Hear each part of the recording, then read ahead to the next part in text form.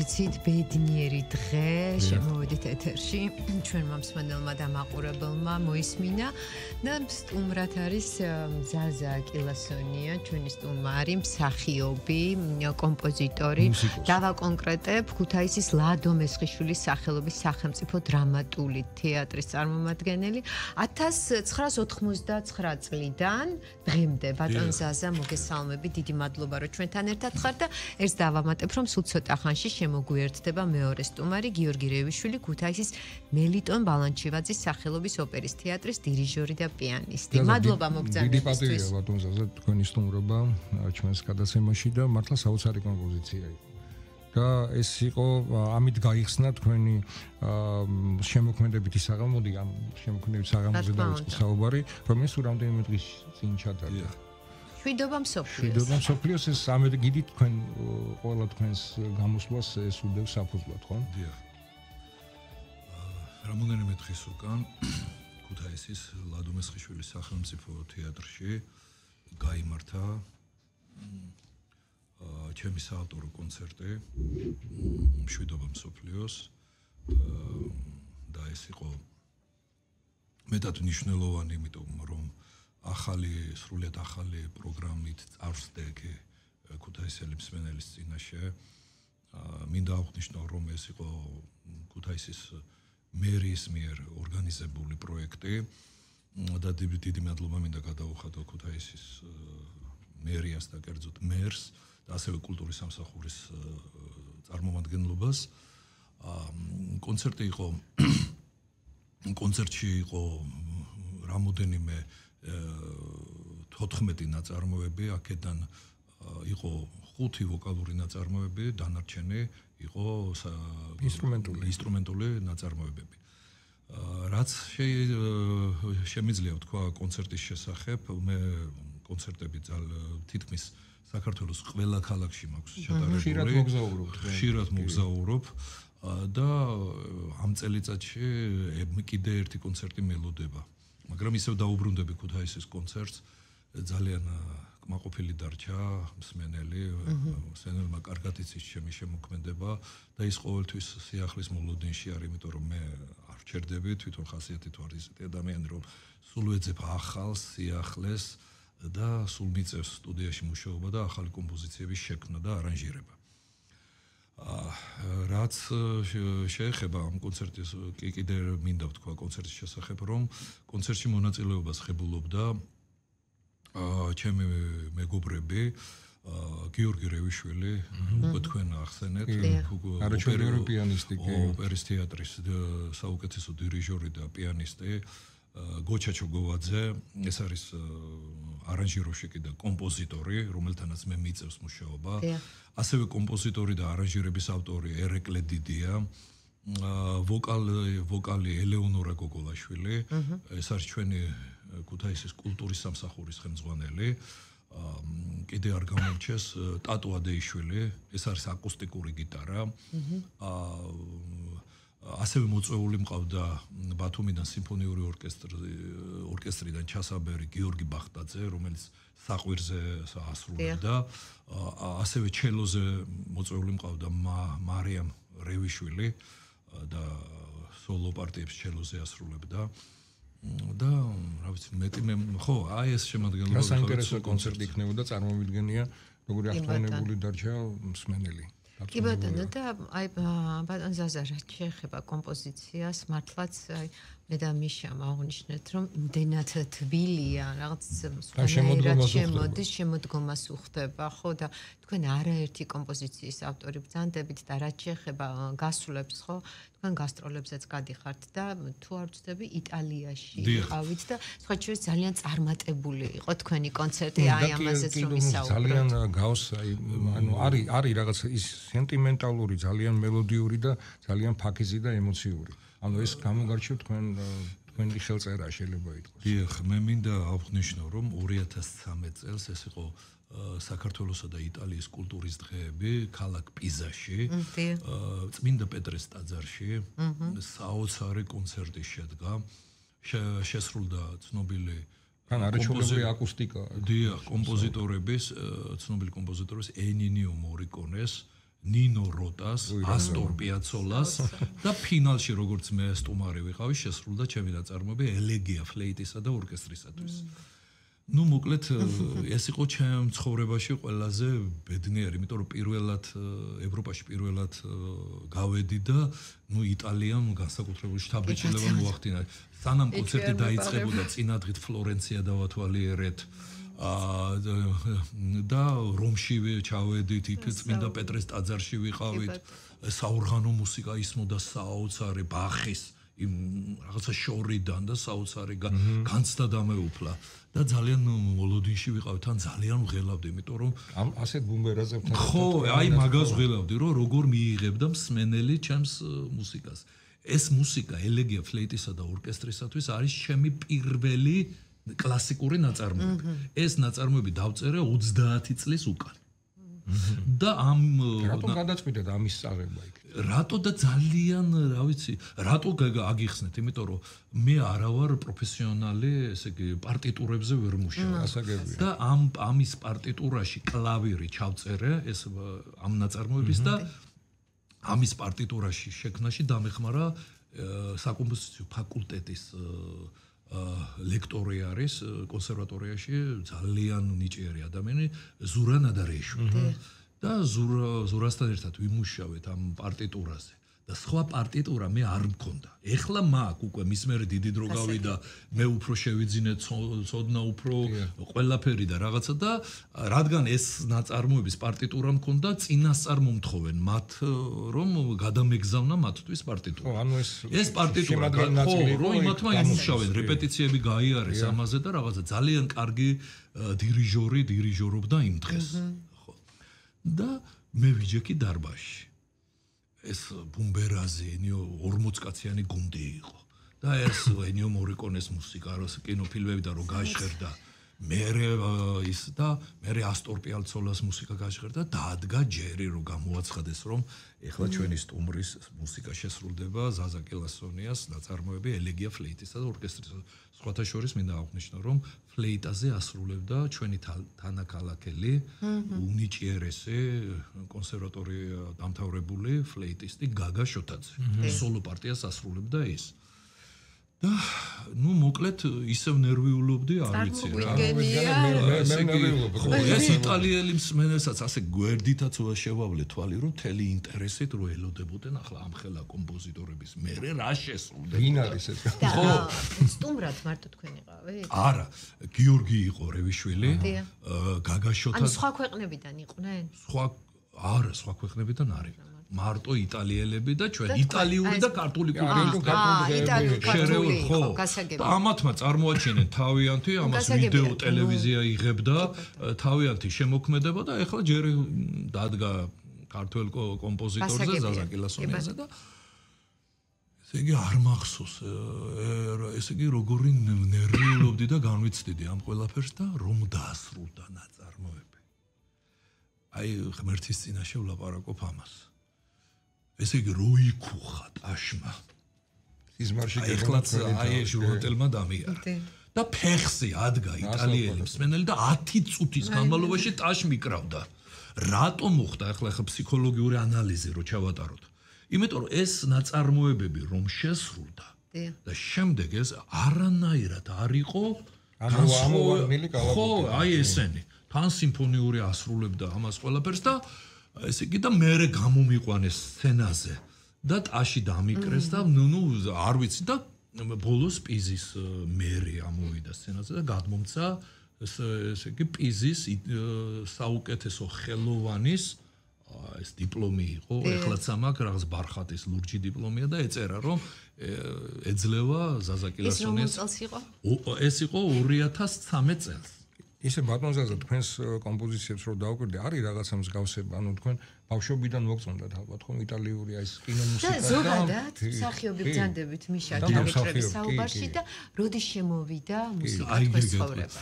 აი ძალიან ცუდი შვიდწლედი დავამთავრე, ძალიან ცუდი მოწაფე ვიყავი მუსიკალურ სკოლაში. ანუ სოლფეჯიოდან ნოტები არ ხო ბებიას დავყავდი, სულ ტიროდი, გამომიყვანეთ არ მინდა. როგორც ბებია გაბუნიას ხალი იყო და თავად უკრავდა კარგად. ხო და ბებიას უნდოდა რომ მეც კარგი მუსიკოსი გამოსულიყავ, მაგრამ ისე ბებები რა ხშირად რაღაც ამ ნოტებს, სოლფეჯიოს, ამ ნოტებმა თვითონ ფაქიზი ბავშვი ვიყავი თავიდან და ამ ნოტებმა და ეს დამაბნია.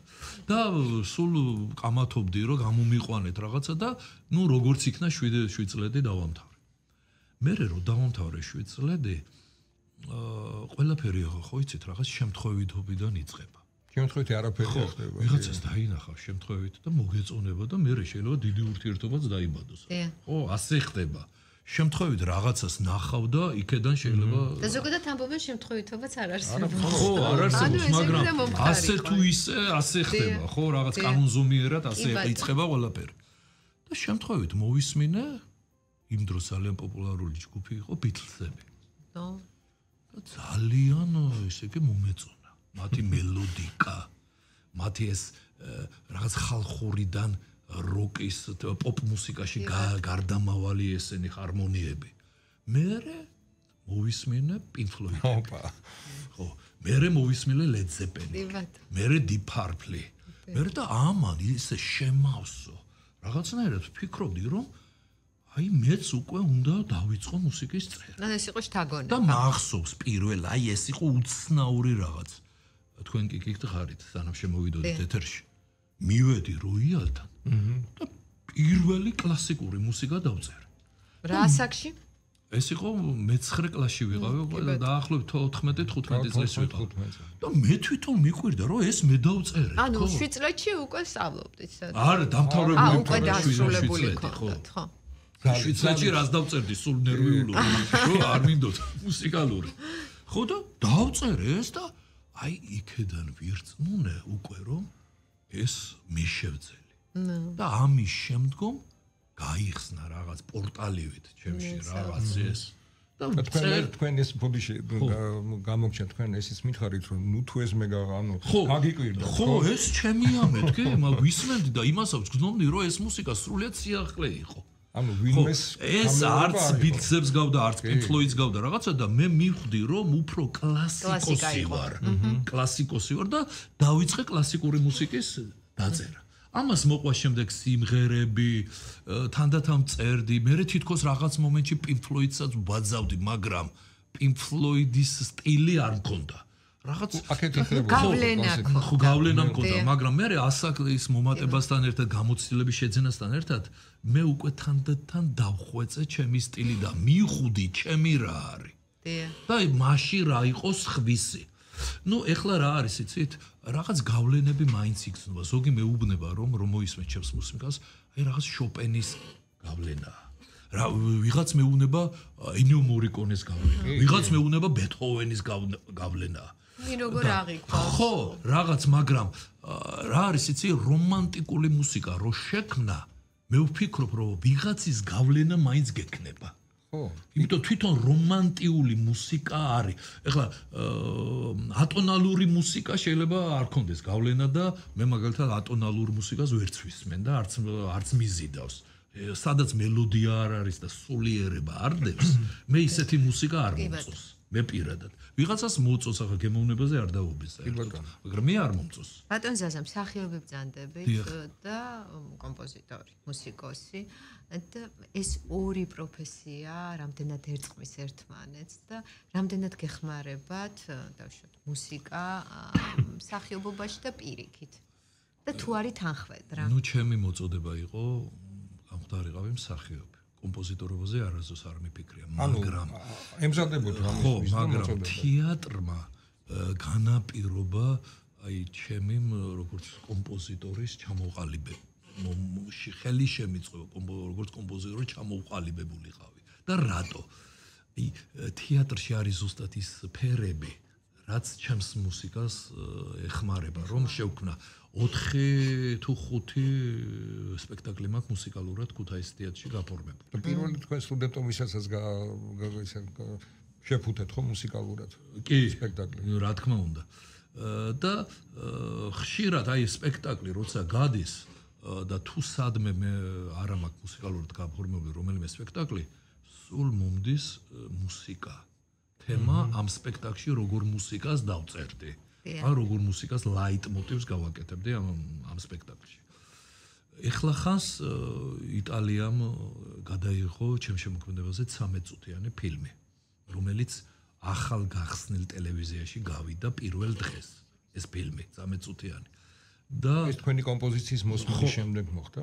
თუ ანუ ხო, ჩემი კომპოზიცია. ეს როდის გადაიღეს? ეს გადაიღეს ეხლა ახალია წელიწადი არ არის რაც გავიდა იქ ტელევიზიაში და პირველ რო გაიხსნა პირველ გადაცემად იყო ეს ჩემი და ფაქტიურად მიწოდეს ქართველი ენიო მორიკონე.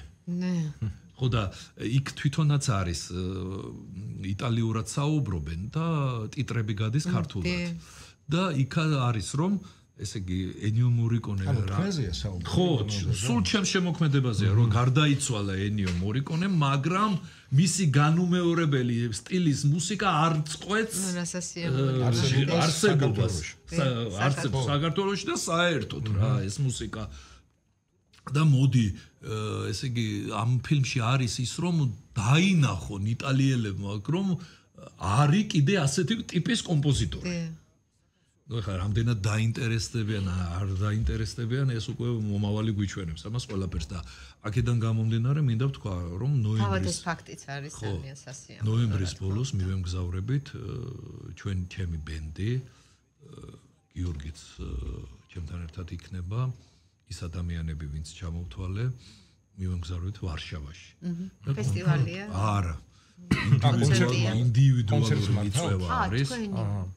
ჩემი ბენდის და კონცერტი ჩატარდება შოპენის უნივერსიტეტში. და ძალიან საპასუხისმგებლოა და მე ვფიქრობ რომ შეიძლება აქ რაღაც გაიხსნას ისეთი რაც მე ოცნებობ და ვფიქრობ რა არის ეს ოცნება არის რომ ეხლა საქართველოში მოგვიხსენებათ ეკონომიური ძალიან სიდუხჭირე და განსაკუთრებით ხელოვანი ადამიანები ამას განვიცდით. ძალიან დიდი წვალება მიწევს რომ სტუდიაში შევიდე და გავაორკესტრო ერთი ნაწარმოები და ამას აღნიშნავ რომ ამაში მეხმარება ქუთაისის მერია. ყოველწლიურად გამომიყოფს ხოლმე თანხას და ამ თანხის საშუალებით ვახერხებ ამას. თორე სხვა შემთხვევაში ვერანაირად ამას ვერ შემძლებდი. ბატონო ძალიან მნიშვნელოვანია რომ თქვენ ქალაქებში მოგზაურობთ, რეგიონებში ხშირი სტუმარი ხართ. მე ვფიქრობ აი ნინოს დამეთანხმება რომ ეს არის ერთგვარი ხელოვნების პოპულარიზაცია და ყურის ჩამოყალიბება, ანუ მსმენელის გემოვნების ჩამოყალიბება. ეს ძალიან მნიშვნელოვანია. და ხშირად გიწევთ ერთი ანუ არის თუ არა შედეგი თქვენი სტუმრობის შემდეგ ან იზრდება თუ არა მაყურებლის დაინტერესება და ხშირად მიწევს მუნიციპალიტეტის მერების დარწმუნება რომ რამდენად მნიშვნელოვანია ჩემი მუსიკა მოისმინოს საზოგადოებამ იმიტომ რომ ის დაფინანსება რომელიც მუნიციპალიტეტიდან ხდება არ არის ისეთი რომ თანხიდან გამომდინარე მე მქონდეს ინტერესი ძალიან მიზერული თანხა რჩება ამაში ამ კონცერტებიდან, იმიტომ რომ თანხა არ არის დიდი და მიწევს და ბოლოს მაინც ბრძოლიდან გამომდინარე რომ ვარწმუნებ ამას და ჩავდივარ შემდგომ, ჩავდივარ და ვატარებ კონცერტებს. ესე იგი აღფრთოვანებული არის საზოგადოება. თითქოს არის ისეთი მუსირებს, ისეთი აზრი რომ საზოგადოება ამას ბოლომდე ვერ გაითავა, მაგრამ შეჭირდება, ხო? ჭირდება საზოგადოებას. არა, რა თქმა უნდა, რაზე არა, ზოგადად მუსიკას რაც შეეხება. რასაც მაღალი დონისას, რასაც მიაწოდებ, ეს კლასიკა იქნება, კინომუსიკა იქნება, პოეზია იქნება, თუნდაც რეპი იყოს. არა, ამას ნიშნავს მაღალი დონისას, ხო? ამას მსმენელი კარგად ღებულობს. კი ბატონო, ყურს ესმის ძალიან კარგად. სულ მეუბნებიან, მე კიდე ჩამოხვალ, კიდე გექნებათ კონცერტი. ბატონ ზაზადა, აი, რაც შეეხება ქუთაისს, ანუ თქვენ აღნიშნეთ რომ ქუთაისის მერია გეხმარებათ და რომ არა მათი მხარდაჭერა მაშინ წარმოუდგენელი იქნება და გაორკესტრება თქვენი კომპოზიციების და აი რაც შეეხება ხა პოლონეთში წასვლას მიემგზავრებით და ერთი დღე იქნება კონცერტი თუ რამდენიმე დღე ესე იგი კონცერტი გითხრეს 5 დღე იქნება დიახ პოლონეთის მხრიდან არის დაფინანსებული ყველაფერი აბსოლუტურად იქ ტრანსპორტირება სასტუმრო, კვება, როგორც ყველანაირად, ну, თვითონ იმ უნივერსიტეტს აქვს თავისი მაღალი დონის აპარატურა, სადაც ჩვენ არ მოგვიწევს არც აპარატურის აქედან წაღება, რაღაც ყველაფერი აქვს. და რა თქმა უნდა ეხლა ლაპარაკი არის რაღაც შესაბამის ჰონორარზეც. კი ბატონო. ხო, ყველაფერს აკეთებს იტალიური მხარე. კი ბატონო. იტალიური არა, პოლონური მხარე, ბოდიში. კი ბატონო და როგორც თქვენ აღნიშნეთ, ბენდთან ერთად მიემგზავრებით და თქვენთან ერთად იქნება ბატონი გიორგი რევიშვილი, ქუთაისის მელიტონ ბალანჩივაძის სახელობის ოპერის თეატრის დირიჟორი და პიანისტი, რომელიც შემოგვიერთდა. ბატონ გიორგი, მოგესალმებით. მოგესალმებით გიორგი და მადლობა სტუდიაში. თქვენთან ერთად ხართ და აი საუბრობდით ბატონ ზაზას შემოქმედებაზე და ზოგადად ახლა თქვენ უკვე გაემგზავრებით პოლონეთში. მოდით, რაც შეეხება ბენდს, ერთ-ერთი უმნიშვნელოვანესი წევრი ხართ ამ ბენდის და თქვენ თავად არჩევლებრივი პიანისტი ბრძანდებით. ხო, აი მე და მიშა მოვისმინეთ, თქვენს მიერ შესრულებული კომპოზიციები ამერიკაშიც იყავით, ხო? ცოტა ხნის წინ და მოკლედ რომ თქვენზეც ვისაუბროთ და შემდეგ რა თქმა უნდა თქვენს ერთობლივ მუშაობაზე. ნუ მე ქუთაისის ოპერის დირიჟორი გახლავართ და ცენტრალური სამუსიკო სასწავლებლის პედაგოგი, პიანისტი, კონცერტმაისტერი. პირველ რიგში რაც მინდა აღვნიშნო არის ის, რომ ჩემთვის ძალიან დიდი ბედნიერება და სიამოვნებაა ზაზასთან და ზაზასნაირ მუსიკოსთან კოლაბორაცია, თანამშრომლობა, იმიტომ რომ ზაზა არის ის შემოქმედი, იმ გამონაკლისი ერთეულთაგანი, ვინც დღეს არსებობს კომპოზიტორები, რომლებიც წერენ მელოდიურ მუსიკას. მოგეხსენებათ, დღეს არის ზოგადად სოფლიოში ამ მიმართულებით, როგორც კლასიკაში, ასევე ზოგადად სხვა ჟანრებში მელოდიური დეფიციტი, ის რაც მე-20 საუკუნიდან უკვე დაიწყო ატონალური მუსიკა და მოდერნის განვითარდება, რომელსაც მოყვა ასევე პოსტმოდერნი, მელოდიის დეფიციტმა ძალიან მიკლო. და არა მელოდიური მუსიკა, ესე იგივე, რაც თქვა პოეზიაში რო ავიღოთ თეთრი, მე თეთრი პოეზიის გააჩნია მომწონს, მაგრამ აი როგორც რითმა არის ესე ვთქვათ ლექსში, რომელიც ესე ვთქვათ გულს მალამოთ და ყურს მალამოთ ედება, იგივეა მელოდია მუსიკაში. ასე რომ ჩემთვის პირადად მეც თვითონ შინაგანად მელოდისტი ვარ ამ მხრივ და აი ზაზას მუსიკა ძალიან ახლობელია ჩემთვის, ჩემი სულისთვის, ჩემი ფსიქოტიპისთვის, სოფლ ახმისთვის და ძალიან ბედნიერი ვარ, რომ მიწევს ზაზასნაირ კომპოზიტორთან შეხება. იმიტომ რომ დამერწმუნეთ ბევრი არწერს ესეთ მუსიკას. კი ბატონო, და რას მოისმენს პოლონელი მსმენელი? პოლონელი მსმენელი, პოლონეთში სამ ქალაქში გვექნება კონცერტი, იქ ჩატარდება ჩემი სოლო კონცერტი, სადაც მე შევასრულებ დაახლოებით 40-45 წუთიან სოლო პროგრამას. და უკვე შემდეგ იქნება ზაზას კომპოზიციების კონცერტი, შესრულდება როგორც ინსტრუმენტული კომპოზიციები, გიტარისტის დაწერილი, ასევე ვოკალური სიმღერებიც. და მრავალფეროვანი რეპერტუარი მოკლედ. ზაზას მუსიკა მოიცავს როგორც მოგეხსენებათ, როგორც კინომუსიკა, ასევე საესტრადო მუსიკას. გიორგი, რო არ დაგეკითხოთ ნიუ-იორკის კონცერტის შესახებ, სადაც უდიდესი წარმატებით ჩაიარა და დიდი აღიარება ჰქონდა და ამაზე რო ორი სიტყვით რომ გითხრათ. ვის კონცერტი? ნიუ-იორკში. ნიუ-იორკში ჩატარებულ კონცერტი. 2019 წელს იყო, მერეც ვიყავი, მაგრამ 2019-ში აქ ჩატარდა ბათუმში საერთაშორისო კონკურსი პიანისტებში, სადაც გავიმარჯვე ჩემს კატეგორიაში და ესეთი ის იყო, რომ ჩემს კატეგორიაში ვინც აიღებდა გრამს, ნიუ-იორკში უნდა დაეკრა კამერულ ორკესტრთან ერთ-ერთი კონცერტი და შევასრულე მოცარტის მე-14 საფორტეპიანო კონცერტი, დიახ, და მარტში გავხდით 10 დღის მანძილზე. იცით რა, აი მართლა არაჩვეულებრივი პიანისტი ბრძანდებით, ბატონ ზაზამაც აღნიშნა და აი დირიჟორობა რატომ? იმიტომ რომ ესეც ვიცი რომ თქვენ კარგი პედაგოგი ყავდათ ოჯახშიც, ანუ ყველანაირად, რატომ დირიჟორობა? ესე მოხდა ჩემს ცხოვრებაში, რომ ბავშვობიდან დედა პიანისტი გახლავთ, პედაგოგი ზრდიდა პიანისტად. მაგრამ როცა უკვე აი აბიტურიენტობის პერიოდი მქონდა, როცა სანამ ჩავაბარებდი კონსერვატორიაში, ბოლო წელს მივიღეს გადაწყვეტილება, იმდენად გატაცებული ვიყავი უკვე 13 წლის რომ მოვისმინე რაველის, დაფნისი და ქლოე ბალეტი, იმდენად დიდი საბეჭდილება მოახდინა ჩემზე, რომ გადავწყვიტე, რომ დირიჟორობა გამختارიყო ჩემი, აი ძალიან მინდოდა. საორკესტრო მუსიკა იმდენად გამიტაცა. და გამომდინარე იქიდან, რომ საორკესტრო დირიჟორობის ფაკულტეტი არ არის ჩვენთან კონსერვატორიაში, ამიტომ ჩავაბარე საგუნდო სადირიჟოროზე, მაესტრო ავთანდილ რევიშვილთან და დიდ მადლობას ვუხდი მას აქედანაც იმ გაწეული 8 წლისთვის, რაც მან მაესტრომ გასწია ჩემზე. შემდეგ უკვე იტალიაში გავაგრძელე, ბოლონიაში საორკესტრო დირიჟორობის კურსები და 2018 წლიდან დაუბრუნდი. იცით რა, მე მოხარული ვარ, რომ აი ქუთაისში ქუთაისელებმა იციან და ხელოვნება დუხს, ძალიან ბევრი რამ ხდება საინტერესო. ოპერა იქნება, ეს თეატრი იქნება, პოეზია იქნება, ყოველთვის იმაღლეზე ხარ და მადლობა რომ ამ ჩვენ გადაცემაში გობზანდით. და სანამ დააგემშვიდობებით, მაინტერესებს თბილისში აპირებთ თუ არა კონცერტის გამართება. რამოდენიმე თვის უკან იყო ჩემი საიუბილეო კონცერტი კულტურის სამინისტროს ხელშეწყობით და დაფინანსებით ჩატარდა კინოაკადემიის დარბაზში, ჩატარდა ჩემი ეს საიუბილეო კონცერტი. რა თქმა უნდა, ვაპირებ და ძალიან დიდი გეგმები მაქვს 2026 წელს. არ გავაჟღერებ ამას, ამბობენ რომ საიდუმლო ცოტა არ უყვარცო გაჟღერებაო. ჩვენ სტუდიაში გაჟღერებული იდეა ყოველთვის სრულდება. ხო და ეხლა და როცა დრო მოვა მაქსია ხით. ეხლა მალე მაქვს მექნება შეხვედრა კულტურის მინისტრის მოადგილესთან.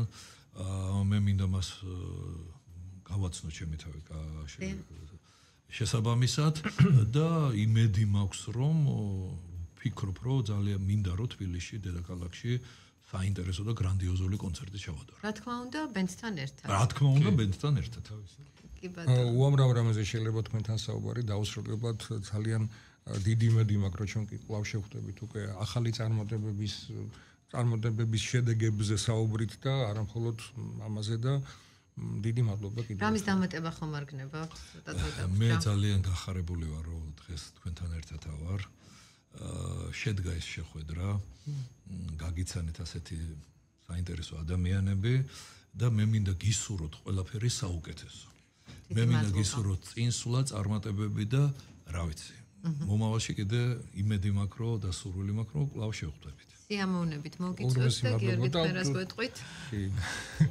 დიდი მადლობა, ძალიან მიხარია რომ თქვენთან ვარ და რა ვიცი ძალიან მეც ზაზასკაცად ანალოგიურად მინდა რომ გისურვოთ ყოველივე საუკეთესო, ღვთისმშობლობა და მფარველობა და კვლავ შეხვედრის აუცილებლად. დიდი მადლობა თქვენ მობრძანებისთვის, გისურვებთ წარმატებებს და სიახლეებით მიშა ველოდებით, რა თქმა უნდა, უკვე 2026 წელს ბატონმა ზაზამ უკვე დაანონსა რომ სიახლეები იგეგმება და მოკლედ ჩვენ გიორგის დაკვირდა რომ სიხარულით გიმასვინძლებთ.